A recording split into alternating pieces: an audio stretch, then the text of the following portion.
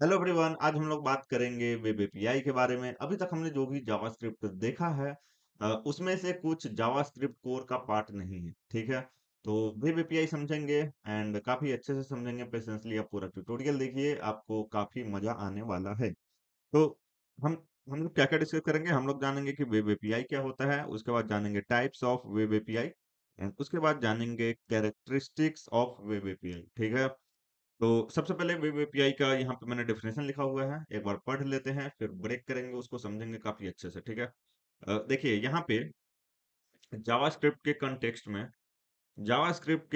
में, in the context of JavaScript, देखिए web जो वर्ड है उसका मतलब होता है वर्ल्ड वाइड वेब, जहाँ पे ब्राउजर एंड जावास्क्रिप्ट ऑपरेट करता है। ठीक है, ओके फाइन। यहाँ पे बोला गया है web API refers to API and API. यहाँ पे एप्लीकेशन प्रोग्रामिंग इंटरफेस मतलब एपीआई। ठीक है, इसका शॉर्ट फॉर्म होगा एपीआई।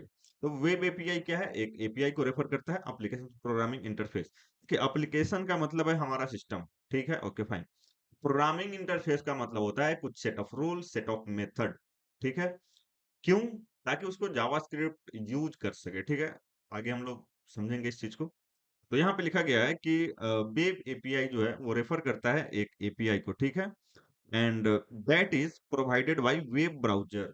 वेब ब्राउजर के द्वारा ये एपीआई प्रोवाइड किया जाता है, and web server, web browser और वेब सर्वर के द्वारा ये एपीआई प्रोवाइड किया जाता है। मैंने अभी अभी बताया प्रोग्रामिंग इंटरफेस का मतलब क्या होता है? Set of rule, set of method, देखो उसको जावास्क्रिप्ट यूज कर सके। तो ब्राउजर प्रोवाइड करता है या फिर वेब सर्वर प्रोवाइड करता है, ताकि जावास्क्रिप्ट उसको यूज करके फंक्शनलिटी एक्सटेंड कर सके।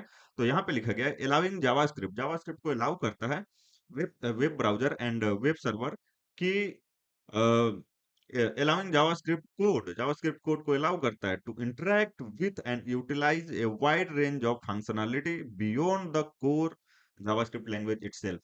तो वेब एपीआई इसीलिए है जो जावास्क्रिप्ट कोर जो है उससे आगे काम हो सके। ठीक है, तो वही यहाँ पे लिखा गया है। ठीक है, कि जावास्क्रिप्ट को अलाउ करता है जावास्क्रिप्ट कोड को कि इंटरेक्ट कर सके एंड यूटिलाइज कर सके wide range of functionality beyond the core language JavaScript itself. ठीक है, देखिए अगर हम टाइप्स का बात करें यहाँ पे वेब एपीआई का, तो दो टाइप्स के वेब एपीआई होते हैं। पहला ब्राउजर एपीआई। ठीक है, तो यहाँ पे हम लिखेंगे ब्राउजर एपीआई, राइट।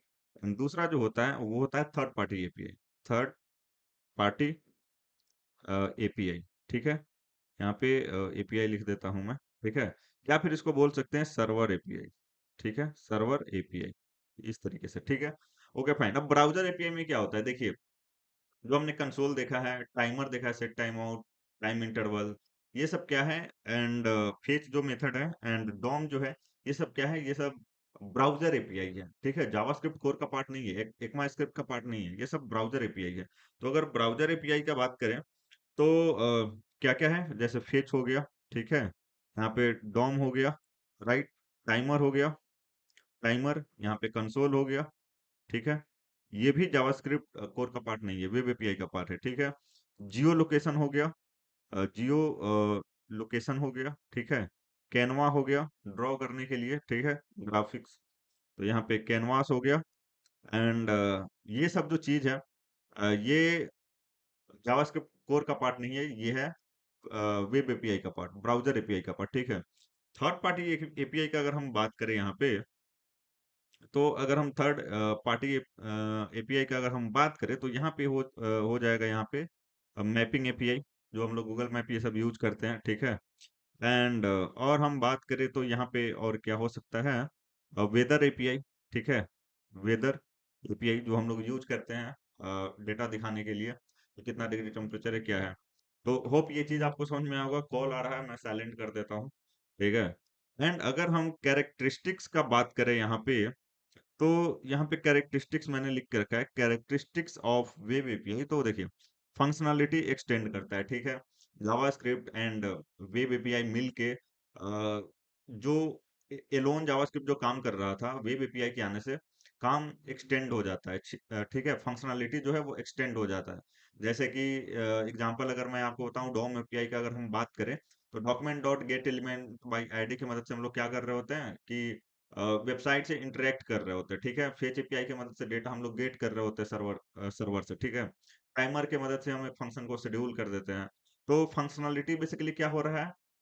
एक्सटेंड हो रहा है। जावास्क्रिप्ट कोर का जो लिमिट है, उससे आगे हम लोग जा रहे हैं, ठीक है? वेब एपीआई की मदद से। तो होप ये चीज़ आपको समझ में आ रहा होगा। तो एक्सटेंड फंक्शनैलिटी, उसके बाद एसिंक्रोनस नेचर। अब वेब वेब एपीआई जो है, वो ब्लॉक नहीं करता है चीज़ों को, ठीक है? तो एसिंक्रोनस नेचर होता है। उसके बाद ब्राउज़र स्पेसिफिक इम्प्लीमेंटेशन। अब देखिए डिफरेंट डिफरेंट ब्राउज़र जैसे सपोज़ क्रोम है, सफारी है, तो इनका सब अपना अलग-अलग इम्प्लीमेंटेशन होता है वेब एपीआई के लिए, ठीक है? तो डिपेंड करता है कि किस ब्राउज़र के अंदर कैसे क्या इम्प्लीमेंट किया गया है, ठीक है? तो सारा चीज़ सेम नहीं हो सकता है, थोड़ा बहुत डिफरेंट हो सकता है। इट्स डिपेंड्स ऑन ब्राउज़र, ठीक है? तो होप ये चीज़ आपको समझ में आया होगा। ये सब चीज़ जो है वो कोर जावास्क्रिप्ट का पार्ट नहीं है, अगेन ECMAScript का पार्ट नहीं है। ये जो है ये ब्राउज़र का पार्ट है, जो हमने यहाँ पे देखा यहाँ पे जो हमने देखा था ब्राउज़र एपीआई, ये ब्राउज़र का पार्ट है, ब्राउज़र इम्प्लीमेंट करता है ये सब खुद, ठीक है?